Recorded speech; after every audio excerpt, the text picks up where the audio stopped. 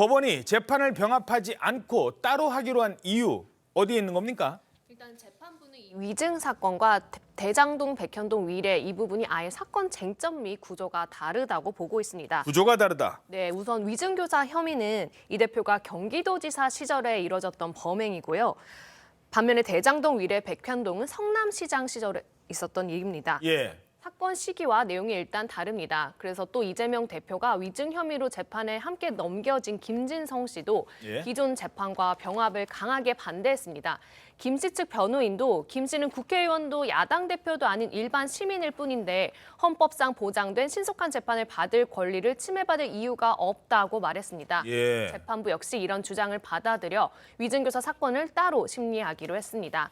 다만 김 씨 측이 요구했던 단독 재판부의 재배당은 하지 않고 현재 재판부에서 그대로 진행을 하고 다음 달 공판 준비 기일을 한 차례 더 열기로 했습니다. 예, 알겠습니다. 자, 이런 법원의 결정 어느 정도 예상은 됐었습니다만 어떻게 보세요? 일단 사법 정의상 올바른 결정이었다라고 생각이 됩니다. 사실 이 사건의 그 병합 내지는 분리해서 재판할 것인가의 여부를 놓고 이렇게 오랜 시간을 끌었어야만 하는가에 대해서는 아쉬움이 있습니다만 지금 이 재판의 주범은 김진성 씨입니다. 예. 우리 헌법 27조 3항은 누구나 어떤 국민이나 신속하게 재판받을 권리가 있다고 하고 또 특히 형사 피고인의 경우에는 지체 없이 재판을 받아야 한다라고 적시가 되어 있습니다.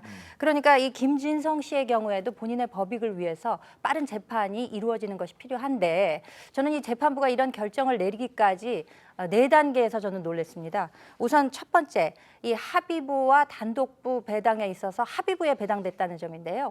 일반적으로 합의부라고 하는 것은 판사가 3명입니다. 단독부는 혼자 결정하는 것이고요. 그렇다면 언제 합의부에 배당이 되는가? 이것은 이제 주로 범죄 혐의가 무거울 때 예를 들어서 사형이나 무기징역이나 1년 이상 혹은 30년 이하의 징역이 예상되는 중형이 예상되는 경우에 주로 합의부에 배당이 됩니다. 그렇지만 법조계의 의견을 들어보면 이 위증이나 위증 교사의 경우에는 대부분 단독부에서 처리하는 것이 일반적인 상례인데 이것이 왜 합의부에 배당이 됐는가? 그리고 둘째는 합의부 중에서도 왜 하필이면 대장동 등 재판이 열리고 있는 형사합의 33부에 배당됐는가 하는 문제가 있습니다. 김명수 체제 하에서 중앙지법원장이 된 김정중 법원장이 이를 배당을 했는데요. 이것은 기존의 그 재판에다가 병합하라는 뜻이 아니냐, 그런 사인을 준 것이 아니냐 이런 해석이 있었죠. 그리고 세 번째로는 이 병합을 놓고 공판 기일을 따로 열었다는 것입니다. 재판장의 재량에 따라서 이걸 병합할지 따로 할지 그냥 결정하면 될 것을 따로 어저께 이제 재판을 열어가지고 결정한 거 아니겠습니까? 이 사건이 불구속 기소된 것이 10월 16일입니다. 어제가 11월 13일이죠. 한 달이 또 지나갔어요. 그렇네요. 이렇게 해서 지체가 되고 있습니다. 그리고 마지막으로 김동연 부장판사가 어제 그 선고 여부에 관해서는 이것을 병합할지 따로 선고 결과를 낼지에 대해서는 열린 결말로 놔뒀습니다. 그래요? 선고는 또 어떻게 될지 몰라요? 서둘지 않겠다라는 이야기도 했거든요. 사법 정의가 실현되기 위해서는 어떻게 해야 되는 것인지 그 신속한 사법 정의에 대해서 다시 한번 생각하시고 올바른 판단 내려주시기를 바랍니다. 예. 이 사건의 본질은요, 위증입니다. 그러니까 거짓말을 한 거예요. 누구한테? 판사 앞에서, 재판정에서 판사한테 거짓말을 한 겁니다. 자, 검찰은요, 위증교사 사건에 대해서 이렇게 평가했습니다. 위증도 이런 위증 사건은 처음이다.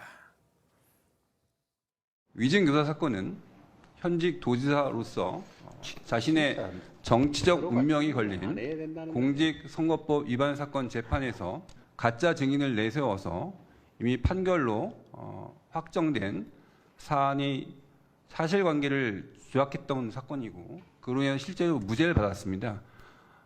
저도 수사를 진행하면서 이처럼 중대한 사안은 처음입니다. 자, 이러면서 이재명 대표의 재판 리스크가 더 증폭됐다 이런 분석이 나옵니다. 조선일보 이면 기사입니다. 내년 4월 총선 전 1심 선고, 대선 전 확정 판결이 가능하다.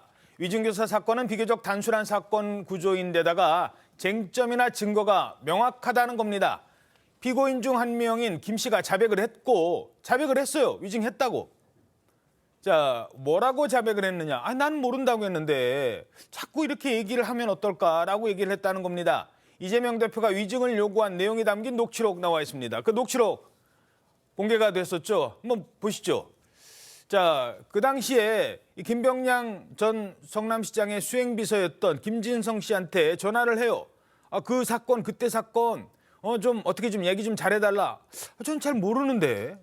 누가 KBS랑 연결됐을지 전 모르는데 라고 했어요. 그런데 이재명 대표 측에서 이재명 대표 목소리로 그런 얘기 들었다고 해주면 되지 뭐. 모르는데 저는 들었다고 해주면 되지 뭐. 사실은 안 나는데 그런 사실은 기억 안 나는데 라고 했어요. 그랬더니 정치적 배경이 있었던 사건이었다. 정치적 배경이라 이런 단어를 막 콕콕 찍어서 얘기를 해주는 거예요. 그러면 도움이 될 것 같다 나한테. 잘 모르겠어 무슨 말인지 내가 변론 요지서까지 아예 써서 한 장 보내줄게. 이렇게 얘기하면 돼. 뭐 이랬다는 거예요. 지금 이걸 얘기를 했기 때문에 이 얘기는 정말 어떻게 보면은 위증을 했다고 얘기한 사람이 저렇게 들었다. 거기다가 녹취록까지 나왔잖아요. 이 부분 어떻게 보십니까? 제가 주변 법조인들에게 자문을 구해보니까요. 재판 정상적으로 진행하면 3개월이면 충분히 1심 선고가 나온다고 하더라고요. 보통 재판이 오래 걸리는 건 증인들이 많기 때문에 이 증인 신문을 오래 하게 되면 보통 하루에 증인 2~3명만 불러도 신문하면 한나절이 다 간다고 합니다. 근데 지금 대장동이나 뭐 백현동 재판 그리고 당장 아직 판결이 안 나고 있는 공직선거법 재판만 해도 증인이 수십 명이거든요. 예. 그런데 이 위증교사 사건은 부를 증인이 없습니다. 이재명 대표와 김진성 전 비서관 사이의 문제이지 않습니까? 예. 제3의 증인을 부를 필요가 없기 때문에 그렇죠. 신문 기일이 단축될 수밖에 없고 두 사람 다 부인하는 것이 아니라 핵심 관계자이고 당사자인 김진성 전 비서관은 내가 처벌받겠다. 나 교사받고 위증한 게 맞다라고 자백을 했어요. 예. 그러니까 더 길게 신문할 일이 없는 거죠. 그렇죠. 증거 나와 있고요. 말씀하신 것처럼 녹취록과 텔레그램 파일 등이 나와 있고 나는 교사하지 않았다는 이재명 대표 측의 반대 신문만 듣고 나면 바로 선고를 내릴 수 있는 사안입니다. 그래서 총선 전에 1심 선고 내려질 가능성이 상당히 높고요. 이것보다 더 중요한 것은 다음 대선 전에 3심 확정 판결 날 가능성이 매우 높다는 겁니다. 그러면 대선 출마도 어려워지나요? 네. 만약에 유죄라면? 만에 하나 다른 판례처럼 금고형 이상의 집행유예 정도만 나오게 되더라도 그게 대선 전에 확정이 되면 피선거권 박탈로 이재명 대표의 차기 대선 출마 자체가 원천 봉쇄되는 것이기 때문에 이게 민주당 내부에서도 굉장한 폭발력을 가진 이슈로 1심 선고만 나와도 이대로 3심 가면 대선 못 나오는데 우리가 이재명 따를 수 있겠느냐라는 말이 민주당 내부에서 먼저 나오게 될 겁니다. 그래서 이재명 대표 측에서는 아마 갖은 노력을 다해서 총선 전 1심 선고를 막기 위해 재판 지연 전략을 펼치지 않을까 싶습니다. 그리고 또 하나 지금 어떤 사건이든 재판부가 좀 부담스러워하는 건 아닌지 그러니까 선거법도 빨리 지금 안 나오고 있고 위증교사도 빨리 안 나오고 있고 그쪽에서 먼저 판결하시죠. 뭐 이런 분위기다 보면 뭐 하나 이렇게 딱 터지면 그다음부터는 판결이 판사들 입장에서도 부담이 좀 덜 할 수도 있다. 뭐 이런 관측도 있어요. 그렇죠. 이제 검찰 입장에서도 하나라도 유죄가 나오게 되면 둑이 무너지듯이 다른 재판 같은 경우도 이 재판부에서 부담감을 덜고 유죄 판결 많이 하지 않을까 하는 기대가 있는 것 같고요. 다만 이것은 재판부도 사람이니까 정치적 고려가 들어간 저희의 전망인 것이고 사법부가 좀 자존심을 지켰으면 좋겠습니다. 이토록 노골적인 재판 지연에 있어서 준엄하게 추상같이 꾸짖기도 하고 재판을 이끌어가는 것도 사법부의 능력인데 지금 이재명 대표 담당하는 판사들 보면 내년 2월에 법관 정기 인사 때 나 그냥 다른 부서로 발령되기만 기다리고 있는 것 같아요. 판결 내리는 게 부담스러우니까. 예. 이런 모습을 많이 국민들이 지켜보고 실망하고 있기 때문에 자존심을 지키는 사법부가 되었으면 좋겠습니다. 자, 이번에는 이재명 대표 측 입장 전해드리겠습니다. 이 대표는 그동안 위증교사 혐의에 대해서 이렇게 주장해 왔습니다. 누명을 쓴 거다. 검사 사칭은 제가 한 게 아니라 방송국 PD가 사칭해서 전화하는 것을 제가 검사 이름을 알려줬다는 이유로 누명을 쓴 겁니다. 재판 과정에서 공판 조서, 또 통화 기록 이런 게 나오면서 PD가 이미 수차례 검사를 사칭해서 취재를 시도했던 것이 밝혀졌습니다. 제가 시켜서 한 게 아니라는 게 드러난 거죠. 그 백현동 사건 관련해서 위증 교사 또 다른 신작 소설을 시작하는 모양인데 그래도 기초적인 사실은 좀 확인하고 하시는 게 좋겠습니다. 자, 말은요, 듣기에 따라서 이렇게 들릴 수도 있고 저렇게 들릴 수도 있어요. 자, 아까는 위증교사, 위증한 게 맞습니다라는 김진성 씨의 입장에서 들어왔다면 이재명 대표 측, 이재명 당시 경기도지사의 입장에서 다시 한번 보시죠. 자, 모르겠는데, 몰라, 왜 몰라? 그게 사실이 아니잖아. 이런 얘기 분명히 있었는데 그걸 왜 모르느냐고. 그렇게 들었다고 해주면 되지 뭐. 그래도 잘 모르는데, 답답하네, 이 사람. 자, 기억이 안 난다요, 기억이. 아니, 지금 이게 중요한 게 내가 정치적으로 그 사람들이 나를 타겟으로 삼은 거잖아. 근데 그걸 몰라요? 그걸 좀 얘기를 해주면 될 것 같은데. 쉽게 말해서 거짓말을 해달라고 한 게 아니라 사실을 사실대로 해달라고 한 거다. 지금 이런 주장을 하는 거예요. 네, 맞습니다. 이재명 대표가 가장 중요한 것은 그 위증의 고의가 있었느냐 없었느냐를 우리가 좀 판단을 해봐야 될 것 같습니다. 만약에 거짓말을 부탁해서 이것이 가장 중요한 그 세 가지가 있는데요. 일단은 어떤 객관적인 사실이 있어야 됩니다. 그 사실이 있어야 되고 이재명 대표는 본인이 스스로 이것이 사실이 아니라는 것을 알아야 하고요. 그리고 마지막으로 사실이 아님을 알면서도 내가 어떤 타인에게 거짓말을 시켜야지 사실은 위증교사가 성립이 되는 거죠. 그럼에도 불구하고 이재명 대표가 얘기했던 그 워딩은 아까 말씀하신 대로 내가 정치적 배경이 있다고 그렇게 말해줘라. 그렇게 하면 도움이 될 것 같다라고 말을 했습니다. 사실 그 수행비서관 같은 경우는 김병란 전 그 성남시장의 수행비서죠. 그래서 이재명 지사와 뭐 같이 일을 하거나 이재명 지사를 수행했던 그런 비서는 아닙니다. 그렇기 때문에 뭐 본인과 그렇게 깊은 친분이 있지도 않고 뭐 그런 관련된 것들이 없는 상황 속에서 내가 이러이러한 사실이 있으니 이렇게 얘기를 해달라라고 말한 것이기 때문에 이것을 거짓말을 뭐 유도하고 거짓말을 증인으로 서서 말할 수 있게 그렇게 뭐 유도를 했는가라고 말하기는 저는 좀 보기는 어렵다고 봅니다. 예. 자, 그렇다면 이제 당사자가 그때 거짓말을 하라고 압박이나 위압을 받았느냐 아니면 그렇게 얘기한 것 아니냐라고 한 게 중요하죠. 근데 또 다른 당사자가 있어요. 그때 그 전화할 때 옆에 전화할 때 그 이재명 변호사가 옆에 있었고 실제 전화는 PD가 했거든요. 요때 전화를 했던 PD는 이런 주장을 내놨었습니다. 진실은 뭐냐? 이 판결문 1심, 2심 대법원에 나오는 이 내용들이 진실입니다. 이재명 씨는 가끔 카메라 쪽으로 다가가 스피커에 귀를 대고 김병량 시장의 답변을 들으면서 저에게 추가 질문사항을 메모하거나 간단하게 적어주거나 만족한 답변이 없을 때는 자기가 동그라미를 이렇게 했어요. 이게 나와 있습니다. 그 당시 어쨌든 간에 이 불법적인 방법으로 녹음을 했으니까 저희가 이걸 그대로 KBS에 틀 수 없다고 제가 이야기를 했고 그러니까 무슨 죄를 하냐면 녹음 테이프를 익명의 제보자가 저에게 제공하는 것처럼 하자.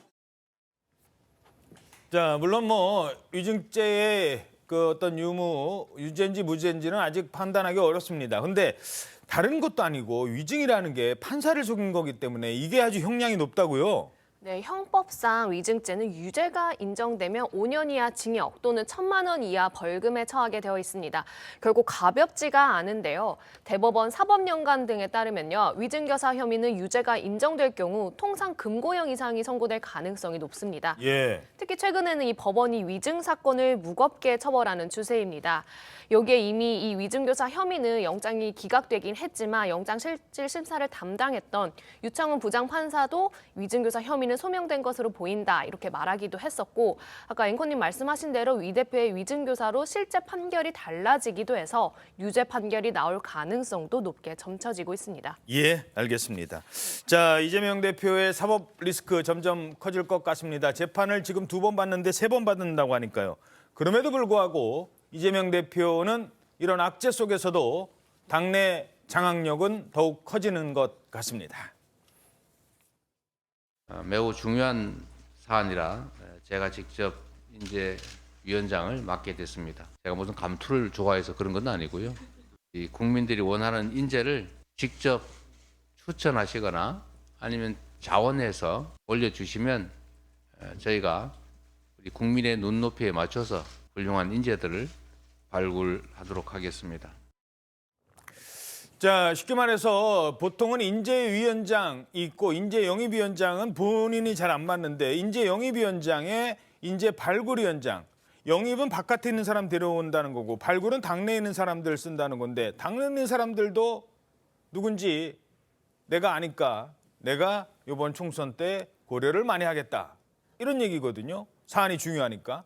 근데 그 얘기를 돌려서 보면 비명계 입장에서는 아니 그러면 다 이거 당내에서도 친명만 내년 총선에 전면에 내세우는 것 아니야? 이런 위기의식이 있을 수 있어요. 그렇죠. 누구나 그렇게 예측을 했는데 이것이 이제 뻔연히 사실로 하나씩 드러나고 있다 이렇게 생각할 수 있을 것 같습니다. 그 보통 인재 영입이라고 하면은 그 어떤 당이든지 간에 중도 확장을 위해서 외부 인사들을 중심으로 해서 그 주체를 삼습니다. 지금 그 국민의힘 같은 경우에도 어제 발표난 걸 보니까 박은식 의사 그리고 장애인 보디빌더인 김나윤 씨 등등 해서 예. 아주 참신하고 또 젊은 층 위주로 해서 인재 영입을 하겠다라는 뜻을 밝혔는데 지금 그에 비해 보면은 민주당의 경우에는 이재명 대표가 직접 인재위원회 위원장을 맡는다고 했어요. 본인은 감투에 대한 욕심이 없다라고 하면서도 위원장을 맡기로 했고 지금 여기에 간사의 김성환 의원 한 명뿐이지 나머지는 대부분 뭐 위원들도 대부분 그 지도부가 대신하겠다고 하는 거예요. 예. 이렇게 되고 또 인재 영입의 방식 역시도 뭐 국민 추천제를 도입하겠다라고 말로는 하고 있습니다만 국민이라 쓰고 소위 그 개딸이라고 하는 적극 지지층의 입김이 강해지는 것이 아니냐. 이 사람들로부터 추천을 받아서 예를 들어서 무슨 투표 방식으로 인기 투표 방식으로 후보를 결정하는 것이 아니냐. 공천에 이렇게 강한 입김을 불어넣게 된다면 이재명 사당화, 이재명은 합니다. 이것이 실질적으로 현실화되는 것이 아니냐. 이런 우려가 지금 높아지고 있습니다. 그렇군요. 자, 이처럼 친명 체제가 강화되니까 쉽게 말해서 이대로 가다가는 정말 친명 아니면 공천받기도 힘들겠다라는 계산이 나오잖아요. 비명계에서는. 비명계도 이렇게 있다가는 굶어 죽는다. 새를 불리자. 안 되면은 집단 행동이라도 하자. 이런 예고를 하고 나섰습니다. 12월 초까지 민주당이 남아서 치열하게 이 당의 결함과 부조리와 맞서서 싸우고 바로 세우는데 하여튼 과연 나갈 거냐 좀 복잡합니다. 행동을 같이 하고자 하는 의식 어느 정도 있는 의원들이 한 5명 돼요. 자, 이상민 의원, 이원욱 의원 등등이 거론이 되면서 모임이 어느 정도 만들어지는 것 같은데 여기에 또 다른 비명계 의원이 합류를 한다고요? 네, 기존에 이상민, 이원우, 김종민, 조응천 의원 이외에 윤영찬 의원도 합류를 했습니다. 예. 이들은 탈당을 시사하며 원칙과 상식 모임을 만들기로 하고 어제 비공개 모임을 갖기도 했는데요. 현재 추가 구성원을 모집하며 새를 불리고 친명계를 비판하는 공동 성명까지 발표 예정입니다. 공동 성명에는 친명 일색 사당화에 대한 비판과 강성 지지층과의 단절 등 민주당의 변화를 촉구하는 내용이 담길 것으로 보입니다. 일단은 당의 개혁과 혁신을 강조하겠지만 궁극적으로는 비주류 대표에 총선 공천의 현안에 목소리를 내는 방식으로 활동을 할 것으로 보입니다. 예, 원칙과 상식인데요. 자, 그동안 저분들 현수막에 머리에 수박 씌우고 그동안 참 마음고생들 많이 하신 분들인데 결국 저분들이 이제 뭐예요? 자, 정은혜 의원님, 네. 지금 총선 앞두고 이런 분위기 어떻게 보세요? 민주당에 부담이 될 것 같은데. 네, 일단 저는 민주당 내에서 다양한 목소리가 나오는 것 자체는 나쁘다고 보지는 않습니다. 다양성이 존재하고 다양한 스펙트럼이 존재해야 하는 거겠죠. 근데 지금 저 5분께서 이제 주장하시는 거는 앵커님께서 말씀하신 대로 일부 지지자들이 본인들의 얼굴에 현수막에 어떤 메시지를 단다든지 이런 식으로 하는 그런 좀 극성이신 그런 분들이 계시다는 건데 사실 이 부분에 대해서는 이재명 대표도 충분히 얘기를 여러 번 했습니다. 그래서 그런 행동은 자제해달라 이렇게 부탁도 하고 했는데 그런 경우들이 있었고요. 사실 저는 이런 오히려 갈등이 민주당이 더 단합되고 하나가 될 수 있는 속도를 더 좀 높일 수 있지 않을까라는 기대를 좀 해봅니다. 우리가 인재위원장 이런 것도 방금 비판을 좀 하긴 하셨지만 사실은 과거에도 이해찬 대표님께서 하시던 거거든요. 민주당 같은 경우는 당대표가 인재 영입을 직접 했었고 당내에서의 문제가 제기됐던 것이 무엇이냐. 영입 인재가 들어오는 것은 좋지만 우리 당내에 이미 있는 기존의 육성 인재를 키우자 이런 얘기를 많이 했습니다. 그래서 그런 측면에서 봤을 때 이 갈등을 통해서 오히려 수면 위로 그 갈등이 드러나고 그 갈등을 해결하는 과정 속에서 서로의 오해가 풀리고 그리고 민주당이 오히려 단합이 돼서 다음 총선을 준비하는 그 과정에 저는 한 단계라고 봅니다. 예, 역시 정치는 참 방어가 쉽지는 않아요. 지금 방어 측면에 얘기했는데 뭐 쉽게 공격적인 측면에서 지금 민주당 움직임 어떻게 보십니까? 근데 사실 뭐 민주당이나 저희 당이나 총선 앞두고 여러 가지 분화의 시도들이 나오고 있는 것은 특별한 일은 아니고요. 매번 총선 때마다 있어 왔던 일인데 궁극적으로 지금 민주당의 비명계, 원칙과 상식에 행동하는 분들이 지적하는 건 이재명 대표 리스크입니다. 이재명 대표 체제로 총선에서 민주당이 승리할 수 있느냐, 나아가서 다음 대선까지 갈 수 있느냐는 근본적인 질문을 하는 것이거든요. 그러면 이재명 대표의 재판이나 사법 리스크가 가속화되고 있는 이 시점에 이 대표가 조금이라도 내려놓고 양보하는 모습을 보여주면 이 갈등은 의외로 쉽게 봉합될 수도 있어요. 그런데 바로 인재위원장을 직접 맡지 않았습니까? 이건 사실상 비명계를 향해서 싫으면 나가라는 선전포고를 한 셈이에요. 키는 결국 이재명 대표가 가지고 있어요. 그리고 제가 봤을 때 이 원칙과 상식에 모인 비명계 분들이 우리 당 이준석 전 대표에 비하면 아주 상식적이고 합리적이고 말이 통하는 분들이거든요. 어허, 예. 조금의 어떤 타협책만 내밀어도 받을 준비가 되어 있는 분인데 그조차도 인재위원장 셀프 임명으로 시도를 하지 않는다는 거, 그런 걸 보면 오히려 상황이 더 좋아 보이는데 결론은 저쪽이 더 안 좋을 수도 있겠구나라는 생각도 듭니다. 예.